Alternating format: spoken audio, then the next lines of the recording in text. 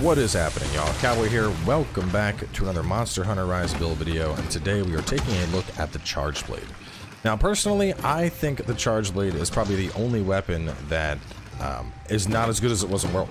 I'm going to say it outright. There are a couple things about it that I do like. For example, we got this slick-ass guard point, which you can use to instantly charge and then go into an SAED because it's going to fill up our files.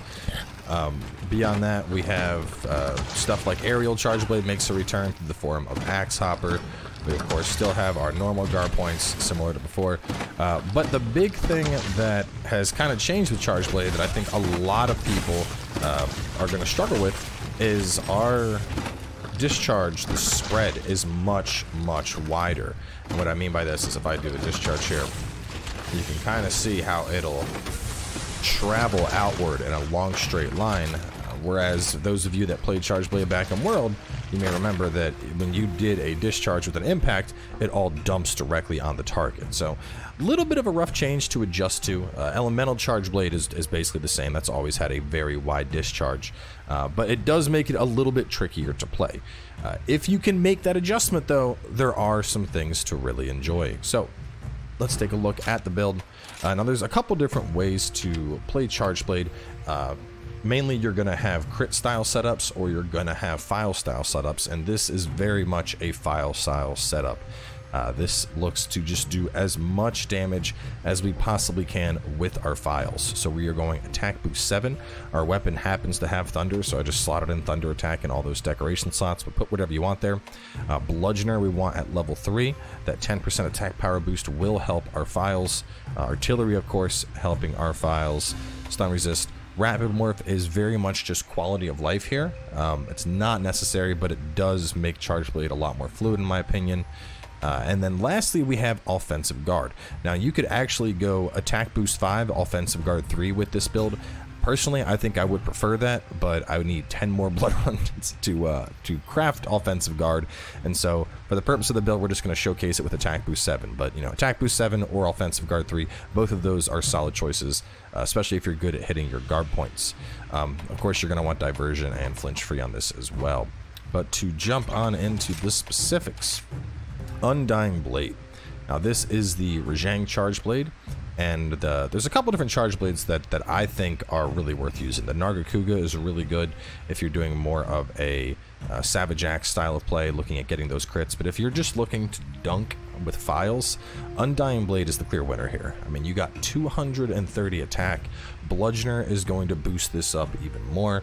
It does some work. So of course, impact file, we are going to go Dulling Strike on this just because the affinity and the thunder boost are kind of pointless, but just a very solid weapon choice for this style of play. Moving down from there, the Baroth Helm. Baroth Helm, of course, coming in with attack, defensive boost, offensive guard, slotting in artillery and diversion. Renoplos Mail comes with 1 point of artillery and 2 points stun resist already. We've slotted in flinch and artillery. Moving down from there, the Tigrex Braces. Coming in with 2 points of Bludgeon and Mind Eye. We've slotted Rapid Morph into that. And Jacoil, of course, for the attack boost level 3. And then Hunter's Greaves for even more attack. Now the Talisman I have is really nice for this build. It is Rapid Morph Bludgeoner, which is great. Once again, I do want to reiterate that Rapid Morph is really just kind of quality of life on Charge Blade. I wouldn't consider it to be necessary. But there's a couple things that it can do that are really nice. For example, right there, look how fast our element up round slashes comes out near instantly. If we do want to do our guard point from axe and we hit it, you know, that's very fluid. Without Rapid Morph, that attack is very slow to get out. Some other stuff, when we go to do our charge, our condensed spinning slash, that can ramp up even faster, so it just makes the weapon more fluid. But if you don't want to run Rapid Morph, there are a couple other things that you could potentially put into a build like this to kind of pull things together. Personally, I messed around a little bit with using load shells. Load shells has changed fundamentally from how it did in World. It no longer adds an extra file. What it does is it allows you to charge up as soon as you hit yellow. So what I mean by this is if we're going over and attacking this guy, typically yellow is only going to grab us 3 files. Oh, we're yellow now? if we did charge and we had load up, we would have all 5 files immediately doing that, as opposed to getting 3 files. But because we have access to counter peak performance, which instantly fills all of our files, personally, I would prefer to use that. So just wanted to put that out there. Taking a look at the switch skills though. First up, condensed spinning slash or condensed element slash. Now this is really going to be preference here. In fact, I think a lot of people will probably enjoy condensed element slash because our weapon only has green sharpness, and condensed element slash gives you innate mind's eye to ensure you're not going to bounce. But I'm a really big fan of going into condensed spinning slash after I get the monster down. So typically I'll aim to get a KO, and after I get the KO, I'm going hard with the condensed spinning slash, and I'll show you that rotation in a little bit. As for counter morph slash or just regular morph slash, I really like counter here. I think counter definitely flows better if you have rapid morph. If you don't have rapid morph, counter morph may feel a little bit clunky, but I really like it feels like a longer guard point to me. So that's personal preference. Lastly, counter peak performance or axe hopper. To me, this is a solo versus single player type thing. If I'm playing solo, counter peak performance is great because I know when I can bait the monster and when I can get that block. If I'm playing in multiplayer, I'm probably going to do axe hopper, simply because getting off counter peak performance when the monster's going all over the place, it's not as consistent, whereas axe hopper is just, you know, it's fun. It's literally a mid-air discharge that can do some big damage. So, and also I think one of the nice things about axe hopper is axe hopper feels like it kind of pulls your grouping in a little bit. So how I was talking that the grouping extends out now a little bit. If you end up using axe hopper, it kind of keeps it all grouped up there. That's a smaller discharge to get the full one up.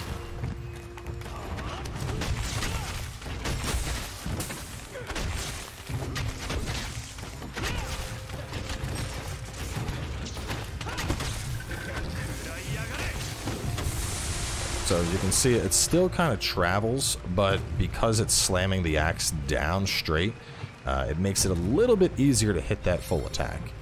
So, personal preference for solo play though, counter peak performance is just really, really good. So some things to talk about with this build that I want to touch on. There are some tricks with counter peak performance that I think are important to be aware of. Namely, you can do more than just a discharge from it. So, well, that's a good one. Let's talk about this guard point. This is really nice, especially with rapid. You can see just like, as soon as I hit guard, I was able to get that guard point off, even if I wasn't all the way through the animation. So that's why I like that move so much. It's really, really nice. Now, as for counter peak, we can go counter peak into ultra element discharge to throw on out things. We can do counter peak into condensed spinning slash, which is really nice. And if you have the sword, the same rules apply to the sword there. If you hit X, you'll instantly charge up your sword. So, really, really nice as opposed to, you know, constantly going like this and charging it up and getting your damage out that way. Now, the other thing I want to touch on before we continue is condensed spinning slash has fundamentally changed. One, if you switch back to sword mode, it's gone. So to use condensed spinning slash properly, you have to stay in axe mode, which is why I'll typically only use it when the monster is down.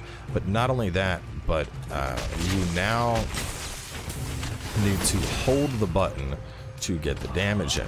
And to show what I'm talking about here, we're just going to charge up. You can see as I'm holding X down, I'm still holding X. If I just tap X, you'll notice it looks like it's spinning, but it's not hitting. You need to hold X through all of your swings.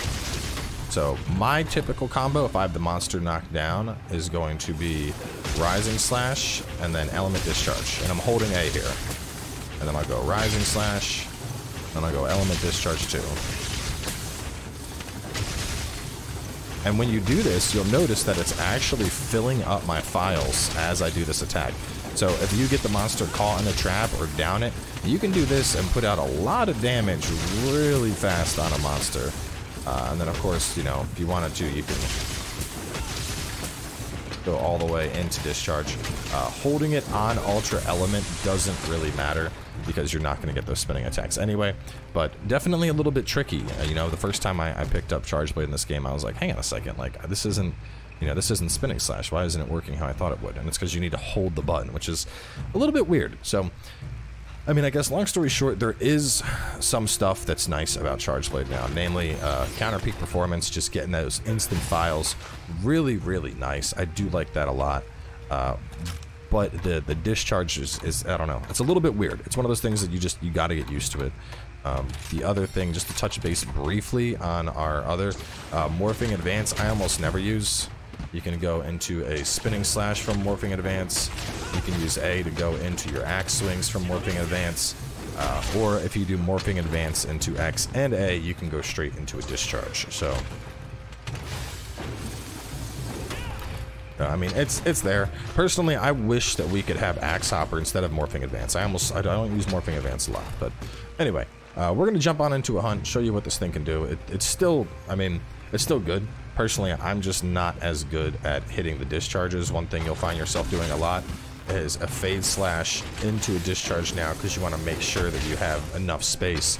And even then, it's still kind of tight because of how it travels forward. So definitely a little bit rougher fighting smaller monsters. But either way, enough talking. Let's jump into a hunt. So for a hunt, we're going after something a little bit easier with a Pookie, but to be frank with y'all, I'm just not that good with Charge Blade and Rise. I struggle. I struggle with this way more than I do any other weapon, which it kills me a little bit inside, because I played a lot of Charge Blade and Iceborne, and you know, it was one of the first weapons I took down Alatreon with, was Elemental Charge Blade, and coming to it in Rise, I can't get it to click. Like, I don't know. There was a mojo I had in Iceborne that I do not have with Charge Blade and Rise. So maybe I need to try Elemental. I haven't tried Elemental Charge Blade yet, to be fair. But yeah, the changes to impact, it throws me off. So anyway, enough babbling. I should be able to at least put up a decent hunt against something like a Pookie.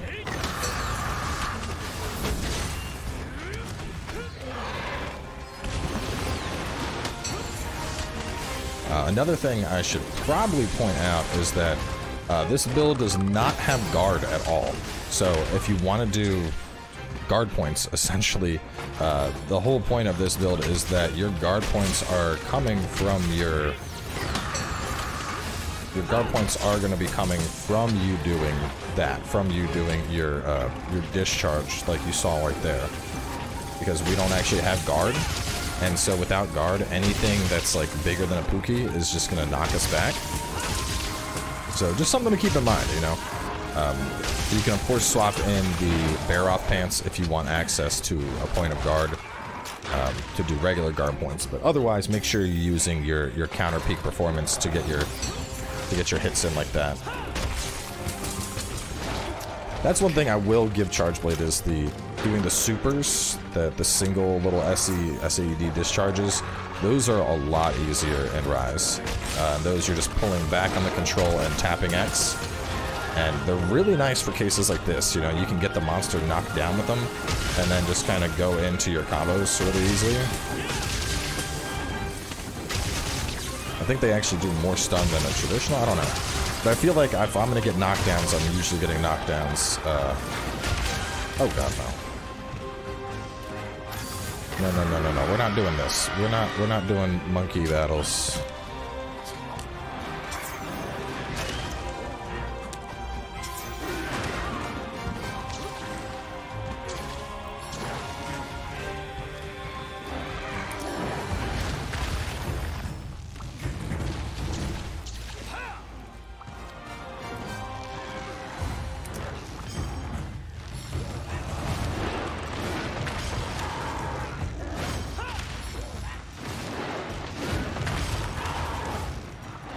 Gonna get it done as fast as I can. Yeah, but basically counter peak performance to get your discharges in. You're gonna want to do that.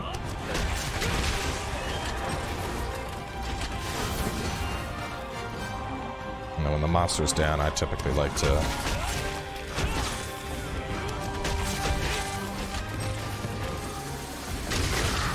I like to go for my spinning then.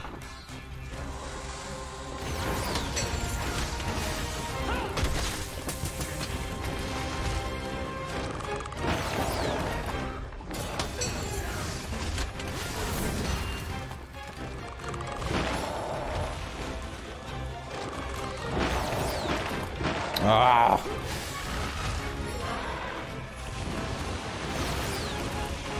What? What? Both of those missed? Come on, man.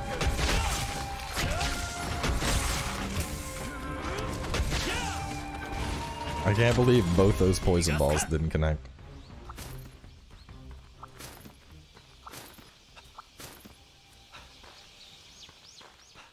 Honestly, I think people that have played Elemental Charge Blade, you'll probably feel fine because the range for that hasn't really changed. And you still have that kind of wider discharge. But yeah, impact a little bit goofy.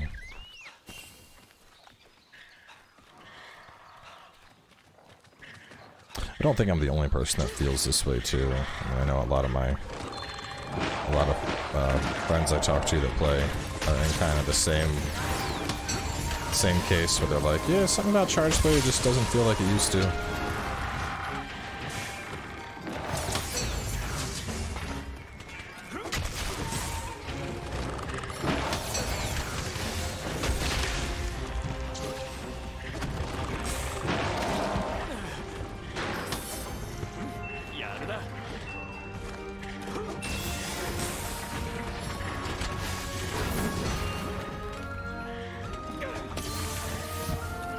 And poison. I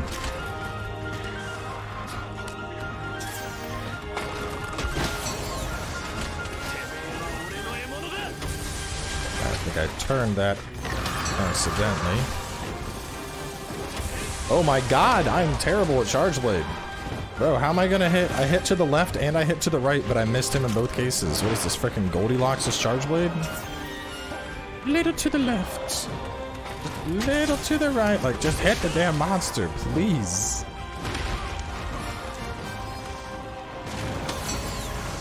This is what I'm talking about. I'm fighting a Pookie and I'm struggling.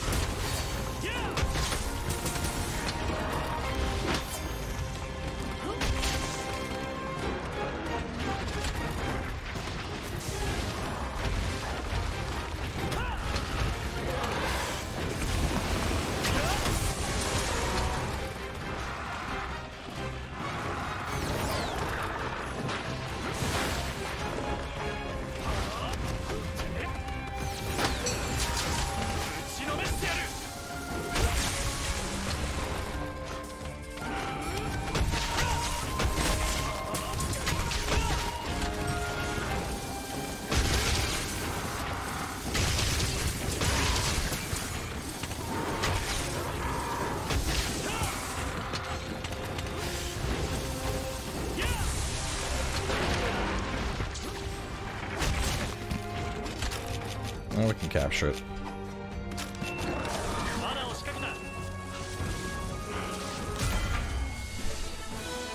So, not my best hunt, but I'll take it. It's probably just as well, it's faster than my light bow gun and heavy bow gun, but it's also a monster that's in a much lower tier. But either way, you know, I can't be a master of every weapon. But yeah, I think I'll probably mess around with Elemental Charge Blade in the future, see if I like that more. But you know, it's good.